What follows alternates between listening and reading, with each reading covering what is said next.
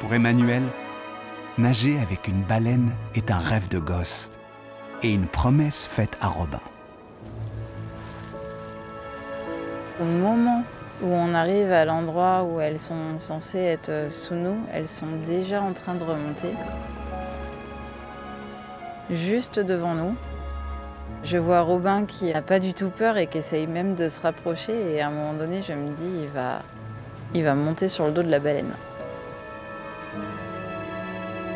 L'espace de quelques secondes, en fait, on réalise ce rêve où on croise tous les trois le regard de ces baleines.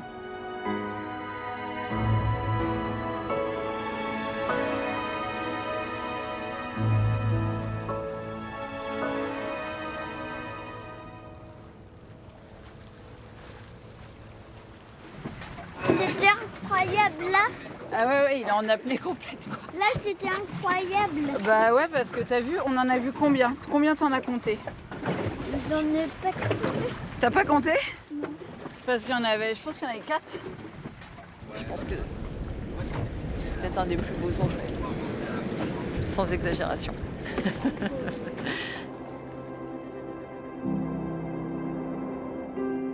Bora Bora, le cœur est léger. L'expédition porte toutes ses promesses. La joie d'aller à l'eau est contagieuse. Très bien. Bon, on va plonger ou pas? On va faire la plongée sous-marine? Mais lorsque l'on fait de l'exploration profonde, que l'on plonge là où personne ne va jamais, il faut aussi s'attendre à vivre des moments que personne ne vit jamais.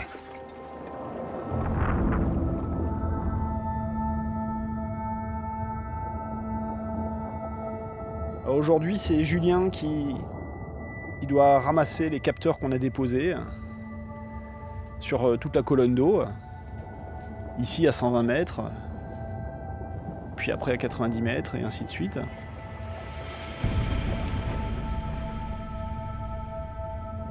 C'est la fin de notre mission pour cette plongée.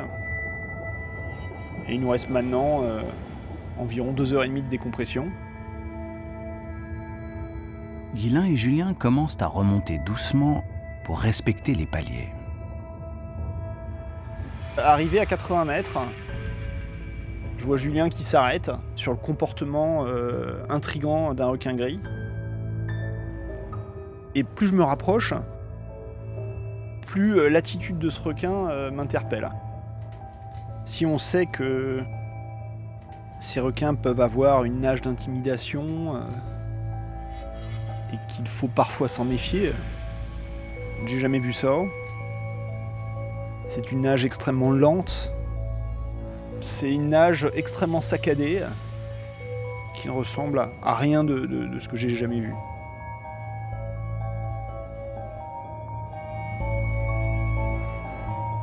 Le requin s'éloigne puis fait demi-tour. Passe devant Guylain, file vers Julien. Je reviens, je suis en pleine eau. Il y a toujours le requin qui nage à contre-courant. Il vient dans ma direction et il quitte le mur à ce moment-là. Donc on se rejoint en pleine eau.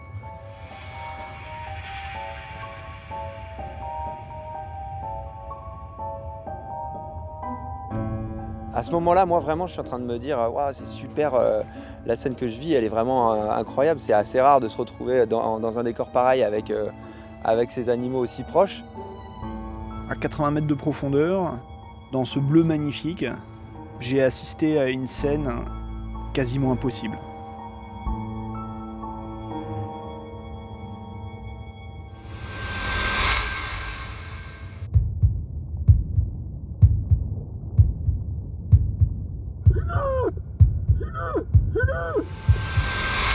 Je sais pas ce qui se passe exactement. Je lâche ma caméra.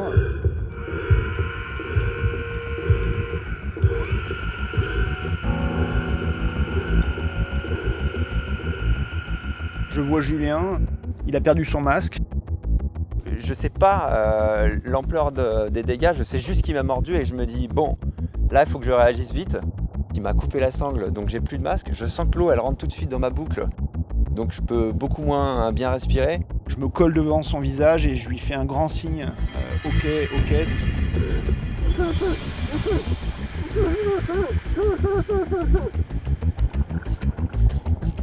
On est face à une situation extrêmement grave qui semblerait qu'il ait perdu son recycleur. Il faut absolument que je garde le contrôle. Moi, si je panique à ce moment-là, une panique à ces profondeurs, c'est très simple, hein. Ça se solde par une noyade et c'est terminé, on n'en parle plus. Dans ces instants, la vie flirte avec la mort. Julien passe sur ses bouteilles de secours.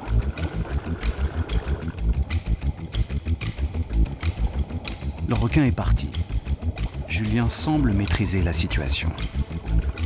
Mais qu'en est-il de sa blessure ? Il reste 2h30 de décompression. Toute remontée à la surface serait mortelle. Je vois Julien qui saigne, il y a comme un gros nuage de sang dilué qui s'échappe de son crâne, de sa cagoule. Et là je comprends qu'il est blessé et je comprends que ça saigne quand même pas mal. Faut pas que je me vide de mon sang dans l'eau. Si je perds trop de sang, je vais peut-être pas réussir à finir la décompression. Et là on a deux problèmes.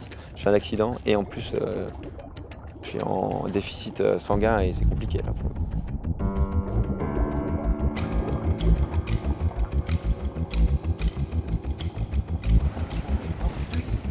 Transmet toutes les infos à Pierre qui prépare ce qu'il faut éventuellement pour recoudre.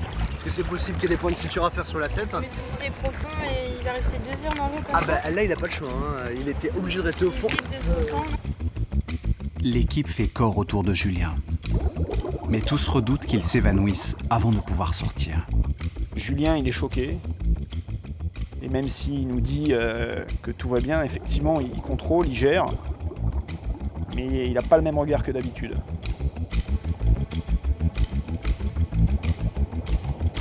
Le palier est interminable. Guillain est vigilant. Chaque minute qui passe rassure Julien et le sang semble s'être arrêté de couler.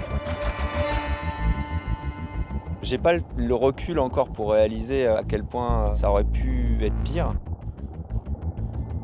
Je suis soulagé en fait d'être quasiment sorti.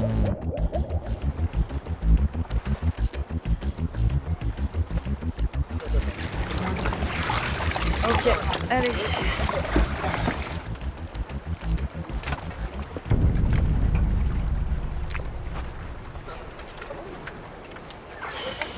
Ça va.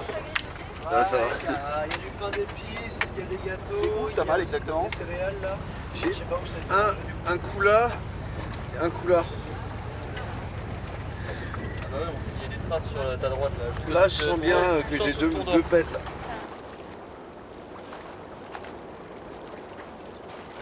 C'est douloureux là? D'accord. Et t'as eu l'impression qu'il y avait une compression violente de l'ensemble de la boîte crânienne? Non. Tu t'es senti? Non, j'ai senti que j'étais tenu mais pas compressé du tout. Tu vois. Il était trop petit pour m'attraper la tête en entier.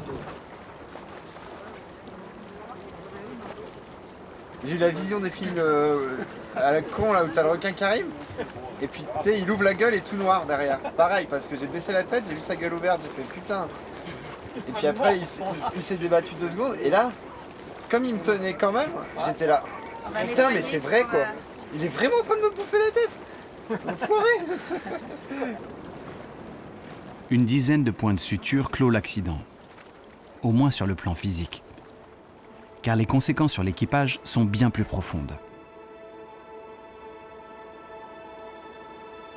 Le soir même, ils se rassemblent autour des images, revoient ce qu'il s'est passé.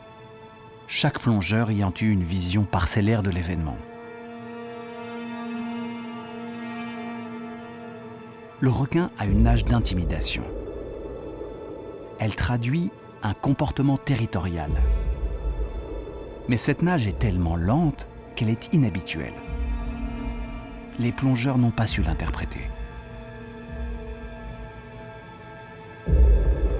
Oh la vache, putain, les gars. Putain.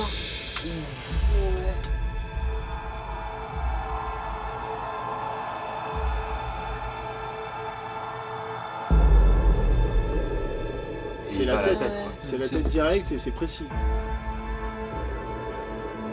Ah, et on voit même pas, c'est d'ailleurs que j'essaie de le bouger, ouais, ça va pas du tout marcher. Ah, ça va trop aussi.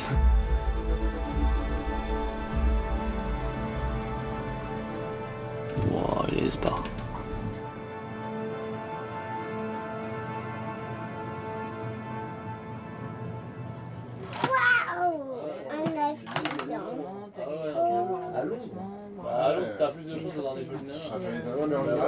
On n'avait pas mesuré, je pense, à quel point sur ces plongées profondes, on allait évoluer dans un monde sauvage. Et finalement, faire face à des comportements qui sont très différents de ce qu'on peut imaginer. Et ça a semé le trouble un petit peu dans l'équipe.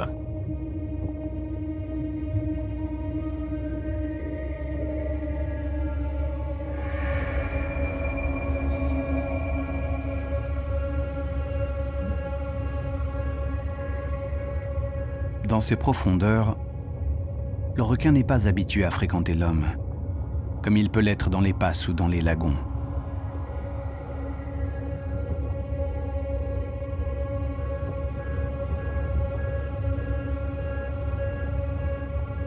La plongée en recycleur ne dégage pas non plus de bulles. Cette longue colonne de bulles qui, sur des plongées en bouteille, donne une stature plus importante aux plongeurs et impressionne les animaux.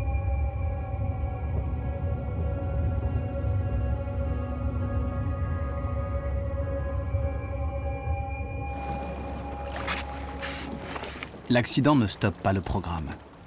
L'étude des coraux crépusculaires se poursuit, mais personne ne sort indemne de l'attaque.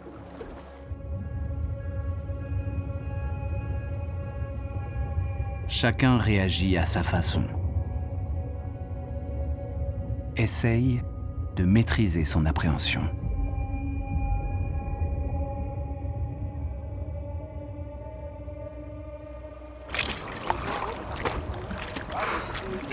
J'étais vraiment pas serein en bas, moi. J'étais vraiment pas serein en bas. C'est ça. Du coup, peut-être ça va aider à bien soigner. Parce que là, il y en a. Ouais, mais c'est pas d'en voir en fait. C'est que là clairement, ça fait terrier quoi. Ça fait vraiment terrier, enfin, un peu comme l'autre fois, tu vois.